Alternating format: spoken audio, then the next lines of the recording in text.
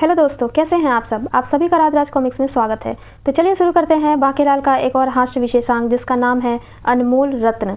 लेकिन शुरू करने से पहले अगर आप मेरे चैनल पर नए हैं तो कृपया मेरे चैनल को सब्सक्राइब करें और बेल आइकन भी दबाना ना भूलें ताकि आपको नए वीडियो की नोटिफिकेशन मिलती रहे। तो चलिए शुरू करते हैं आज का राज कॉमिक्स विशेषांक जिसका नाम है अनमोल रत्न। विशालगढ़ के राजा विक्रम सिंह हाथी पर सवार कहीं जा रहे होते हैं। राजा विक्रम सिंह को हाथी की सवारी बहुत प्रिय थी। वो कह रहे होते, चल मेरे हाथी ही। सच्चाई तो ये थी कि हाथी के सिवाय उनका भार दूसरा कोई जीव उठा ही नहीं सकता था। उसी समय हथनी अपने बच्चे के साथ उसी रास्ते से गुजर रही होती है और हाथी को पहचान लेती है। फिर रोते हुए कहती है, प्रियवर आप कहाँ चले गए थे, मैंने आपको कहाँ कहाँ नहीं ढूंढा। हाथी का बच्चा बोल उठता है, चिंपू। तभी हाथी फिर हथनी को जवाब देता है, मुझे मानवों ने पकड़कर अपना गुलाम बना लिया है कालीवती। तब हथनी फिर कहती है, ओह यदि मेरी सुर होती तो मैं अपनी प्राण शक्ति का प्रयोग करते हुए आपको अवश्य ही ढूंढ निकालती मेरे प्राणलाल। फिर हाथी का बच्चा बोल पड़ता है, चिंपू। तब हाथी पूछता है हथनी से, तुम्हारे साथ यह बालक कौन है, क्या तुमने दूसरी शादी कर ली। तब हथनी कहती है, बालक वाली से कौन शादी करता है, ये बच्चा आपका ही है। ही। फिर हाथी का बच्चा बोलता है, चिंपू। तब हाथी कहता है, ओह क्या सच। तो राजा विक्रम सिंह फिर कहते हैं, चल मेरे हाथी ही। हथनी कहती है, पहले तो मैं भी यही सोच रही थी कि तुम दूसरी हथनी के साथ भाग गए। फिर हाथी का बच्चा बोलता है, चिंपू माँ मुझे तुम्हारा पराये हाथियों से बात करना जरा भी पसंद नहीं, चलो यहाँ से गुर्र। फिर राजा विक्रम सिंह कहता है हाथी से, चल मेरे साथी, ओ मेरे हाथी। तब हथनी कहती है, चिंपू पुत्र ये पराये नहीं, ये तुम्हारे पिता है, इन्हें मानवों ने बंदी बना लिया है। गुर्र। तब हथनी का बच्चा बोलता है, क्या मेरे पिताश्री। तब हाथी कहता है, मेरा पुत्र। राजा विक्रम सिंह फिर कहता है, चल भाई चल। उसी समय हाथी का बच्चा पेड़ पे चढ़ जाता है। चिंपू इस मानव की ये मजाल कि ये मेरे पिता को बंदी बनाए।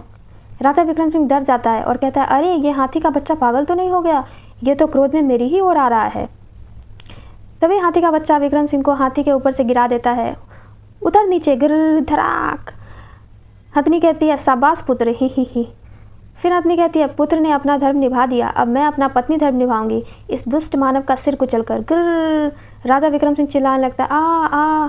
चिल्लाते हुए वो अपने बेड से नीचे गिर जाता है और कहता है, मैं सोए गिर गया, मैं स्वप्न देख रहा था। और रानी से कहता है, रानी मैं गिर गया। रानी फिर कहती है, अरे आप तो गिर गए। राजा फिर कहता है, पहले 2 घंटे से यही मैं चिल्ला रहा हूँ। कई सैनिक की मदद से राजा को उठाकर खड़ा किया गया। राजा विक्रम सिंह कहते हैं, मैंने भयानक स्वप्न देखा है, बांकेलाल के पास जाकर उसे अपने स्वप्न के विषय में बताता हूँ। बांकेलाल तो चेतक पर सवार दौड़ा जा रहा था। बांकेलाल सोच रहा था, पड़ोसी राज्य सालगढ़ के राजा का देहांत हो गया है। उसकी पुत्री राजकुमारी सालू ने घोषणा की कि जो कोई भी उसका दिया भोज करेगा वो उसे ही सालगढ़ का राजा घोषित करेगी। मैं भी अपनी भाग्य आजमाने निकला हूँ। उसी समय सालगढ़ का सेनापति बांकेलाल का स्वागत करते हुए कहता है, आइए पधारिए ही। बांकेलाल सोचता है, चलो विशालगढ़ का ना सही, सालगढ़ का राजा ही सही, मैं राजा तो बनूंगा ही। शीघ्र ही राजकुमारी कहती है, राजकुमारी सालू आपका स्वागत करती है बांकेलाल, क्या आप सालू भोज करने को तैयार हैं ही। बांकेलाल कहता है, अवश्य राजकुमारी जी, बहुत भूख भी लगी है ही। राजकुमारी कहती है, तो फिर कृपया मेरे साथ भोज कक्ष में आइए ही। तभी बांकेलाल क्या सोचता है, कमाल है, अभी तक कोई भोजन करने ही नहीं आया, लगता है सालगढ़ का राजा बनना मेरे नसीब में ही लिखा है ही। राजकुमारी कहती है, भोजन लाया जाए ही। बांकेलाल कहता है, वाह गर्मा गर्म भोजन ही। किंतु जैसे ही बांकेलाल ने थाली में रखा भोजन देखा उसके तो होश ही फाख्ता हो गए। बांकेलाल कहता है, अरे ये क्या, यहाँ तो केवल गर्मा गर्म ही है, भोजन तो गायब है। तब राजकुमारी कहती है, बांकेलाल सोच क्या रहे हो, भोजन आरंभ करो ही। बांकेलाल कहता है, मगर किंतु परंतु ये तो अंगारे हैं और मैं भला अंगारे कैसे खा सकता हूँ। तब राजकुमारी कहती है, एक राजा को तो अंगारों पर चलना पड़ता है, अंगारे ही खाने पड़ते हैं, सालगढ़ का सिंहासन चाहिए तो अंगारे खाने ही होंगे ही। बांकेलाल उठ जाता है और कहता है, मैं अंगारे नहीं खा सकता, मुझे अपनी जान प्यारी है। तभी राजकुमारी कहती है तलवार निकालते हुए, तो क्या तुम समझते हो कि इससे पहले यहाँ राजकुमारी सालू का भोज ग्रहण करने आए व्यक्तियों को अपने प्राण प्यारे नहीं थे ही। भोजन का निमंत्रण स्वीकार करके यहाँ तक पहुँचा कोई भी उम्मीदवार जिसने भोजन को ठुकराया जीवित बचकर वापस नहीं लौटा ही। ये कहते हुए राजकुमारी ने बांकेलाल का सर धड़ से अलग कर दिया। खचाक वो चिल्ला रहा था, आ। तभी वो अपने स्वप्न से उठकर बैठ जाता है और वहाँ पे राजा विक्रम सिंह आते हैं और बांकीलाल से पूछते हैं, बांकीलाल क्या हुआ, तुम चीख क्यों रहे हो? बांकीलाल जवाब देता है, ओह तो क्या मैं स्वप्न देख रहा था? तभी राजा विक्रम सिंह फिर बांकीलाल से पूछता है, बांकीलाल तुमने स्वप्न में क्या देखा?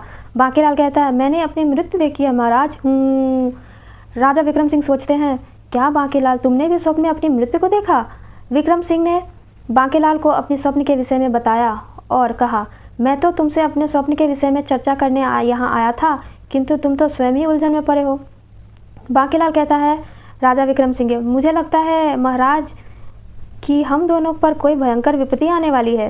राजा विक्रम सिंह कहते हैं, सबसे पहले हमें सेनापति को आगाह करना चाहिए, क्या पता वो विपत्ति पूरे राज्य पर आने वाली हो। सेनापति तो मछली का शिकार करने निकला हुआ था।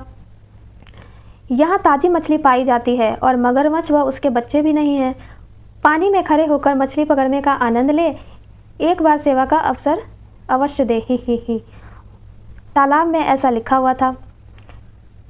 सेनापति कहते हैं, कांटे में मछली फंस गई। ही तभी सेनापति के पीछे पानी में मगरमच्छ होता है और वो भी सोच रहा होता है, कांटे में इंसान फंस गया। ही तभी सेनापति मछली को खींचते हुए कहता है, खींचो। ही तभी मछली की बच्ची बोलती है, बचाओ गुलुप, माँ बचाओ।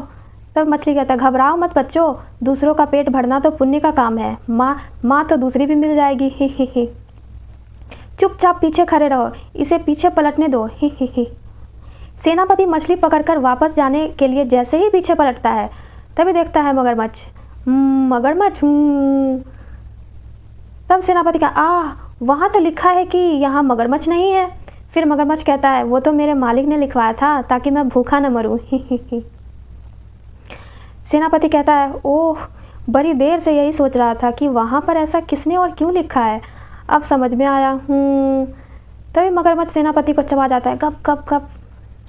और फिर राजा विक्रम सिंह आते हैं वहाँ। अरे सेनापति बावरी में गिर गया, छपाक। बांकीलाल और राजा विक्रम सिंह ने सेनापति को शीघ्रता के साथ बावरी के जल से बाहर निकाला। तब बांकीलाल सेनापति से पूछता है, सेनापति जल में गिरने से पहले जाग तो लेते। ही सेनापति कहता है, जब सोया था तो मैं जागा ही हुआ था बांकीलाल। सेनापति कहता है, बड़ी देर तक मछली नहीं फंसी तो मैं विश्राम के लिए लेट गया, पता नहीं लगा कब आंख लग गई और सपने में ही। तभी राजा विक्रम सिंह कहता है, तो क्या तुमने भी कोई सपना देखा? सेनापति कहता है राजा से, जी हाँ महाराज, मैंने अपने स्वप्न में अपनी मृत्यु देखी। बांकीलाल कहता है, महाराज महामंत्री उम्र में अनुभवी है, मेरे विचार में तो महामंत्री से विचार विमर्श करना चाहिए, शायद उन्हें पता हो हमें दिखने वाले स्वप्न का रहस्य। राजा विक्रम सिंह कहते हैं, ठीक है चलो महामंत्री के पास। महामंत्री मूंगफली खाने में व्यस्त था और वो कह रहा होता है, वाह, उंगलियों में भींच कर मूंगफली तोड़ने और उनको धूप में बैठकर खाने का आनंद ही अलग है। ही खचाक। महामंत्री ने जैसे ही मूंगफली को दांतों से भींचकर तोड़ना चाहा, तभी चिल्ला उठता है, आ, और नीचे गिर जाता है। तभी वहां सेनापति आते हैं सारे। अरे महामंत्री जी को क्या हो गया? ओह, लगता है उन्होंने मूंगफली को तोड़ने में सांस पे अधिक बल लगा दिया है। सारे सेनापति रो रहे होते हैं। महामंत्री जी नहीं रहे। आंखों की दुर्लभता के कारण महामंत्री जी ने मूंगफली समझकर बादाम तोड़ना चाहा और अधिक बल लगाने से उनका पूरा ही दम निकल गया। तभी महामंत्री उठ के बैठ जाता है, नहीं वो बादाम नहीं था, मूंगफली ही थी। तब राजा विक्रम सिंह पूछते हैं महामंत्री से, क्या हुआ महामंत्री जी? तब महामंत्री राजा विक्रम सिंह को देखते हुए कहते हैं, अरे महाराज आप आइए। बांकीलाल पूछता है महामंत्री से, आपके चेहरे पर हवाइयाँ क्यों उड़ी है? महामंत्री ने अपने स्वप्न की कह सुनाई। तब बांकीलाल कहता है, ओह, आज जिसे देखो उसे ही स्वप्न में अपनी मृत्यु दिखाई पड़ रही है। सेनापति कहते हैं, मुझे तो इन स्वप्नों के में कोई भेद मालूम पड़ता है।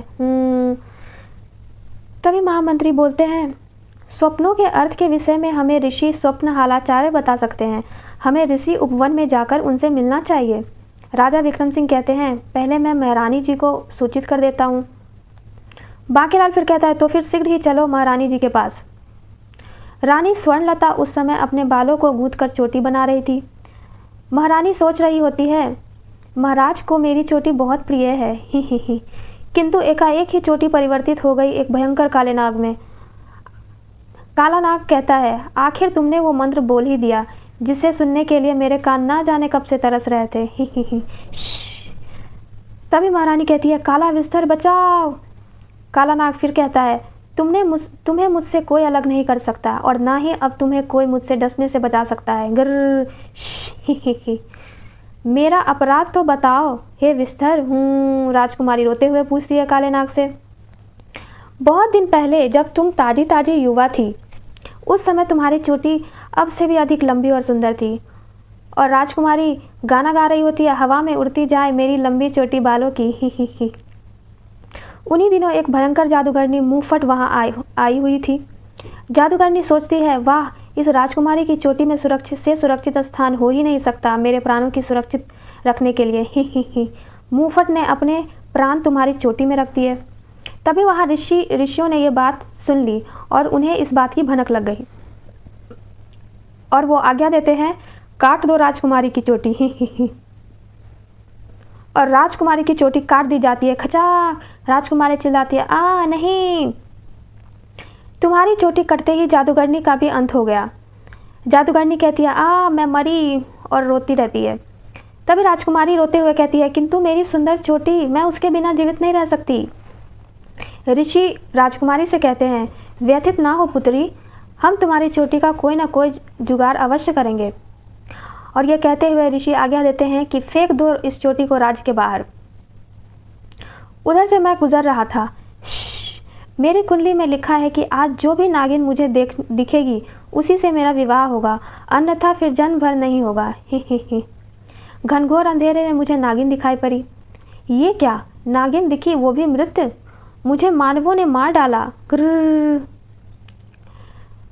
मैंने क्रोध में भरकर उस मानव को डस लिया जो कि एक ऋषि था। ऋषि चिल्लाता है, आ! ऋषि ने मुझे श्राप दे दिया कि तूने अकारण ही मुझे डसा। अब मुझे ही चोटी बनकर राजकुमारी के बालों में के रूप में रहना होगा।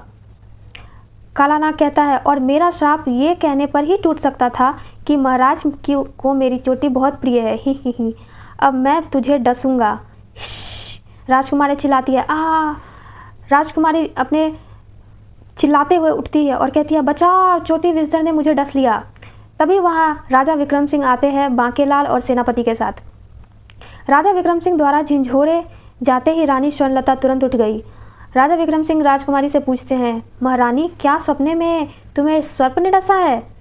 महारानी कहती है, जी हाँ महाराज, मैंने स्वप्न में अपनी मृत्यु देखी है। बांकेलाल कहता है राजा विक्रम सिंह से, महाराज, इस प्रकार एक एक के पास जाकर पूछने से के स्थान पर सभी को एकत्रित करके सबसे एक साथ ही पूछ ले कि मृत्यु के स्वप्न और किसको आए हैं। तब सारे लोगों को एक जगह इकट्ठा किया जाता है और सबसे पूछा जाता है कि किस किस को मृत्यु के स्वप्न आए हैं। सब जवाब देते हैं, नहीं, मुझे तो ऐसा कोई स्वप्न नहीं आया, नहीं, मुझे कोई ऐसा स्वप्न नहीं आया, हमें भी नहीं आया। तब राजा विक्रम सिंह कहते हैं, इसका अर्थ ये हुआ कि केवल हम पांचों को ही ऐसे स्वप्न आए हैं। बांकेलाल कहता है, जिनका अर्थ जानने के लिए हम चल रहे हैं ऋषि स्वप्नहालाचार्य के पास। ही। ऋषि स्वप्नहालाचार्य ने उन्हें बताया। ऋषि स्वप्नहालाचार्य कहते हैं, तुम पांचों पर पंचक का प्रभाव है। बांकेलाल सोचते हुए पूछता है, ये क्या भला है? राजा विक्रम सिंह भी पूछते हैं, पंचक? तभी ऋषि स्वप्नहालाचार्य बताते हैं, तुमने किसी शवदाह संस्कार में हिस्सा लिया है और उस समय पंचक का प्रभाव था। राजा विक्रम सिंह कहते हैं, हाँ, हम तो अक्सर किसी न किसी के दुख में शरीक होते ही रहते हैं। ऋषि स्वप्नहालाचार्य बोलते हैं, पंचकों के में शवदाह संस्कार बिना पंचकों के प्रभाव को समाप्त किए कर दिया जाए तो पंचक का प्रभाव शवदाह संस्कार में हिस्सा ले रहे 5 लोगों को भी लग जाता है। ऋषि कहते हैं, पंचक के कारण तुम्हें मृत्यु के दुस्वप्न दिखाई पड़ रहे हैं। तुम पांचों पर मृत्यु का संकट मंडरा रहा है। ही। बांकेलाल कहता है, मृत्यु का संकट? राजा विक्रम सिंह कहते हैं, इस संकट का अंत किस प्रकार होगा? ऋषि स्वप्नहालाचार्य बताते हैं, पंचक तो लग ही गया है, अब मृत्यु को टालना किसी के वश में नहीं। केवल मृत्यु कारकों को मजबूत करके इस संकट से बचाया जा सकता है।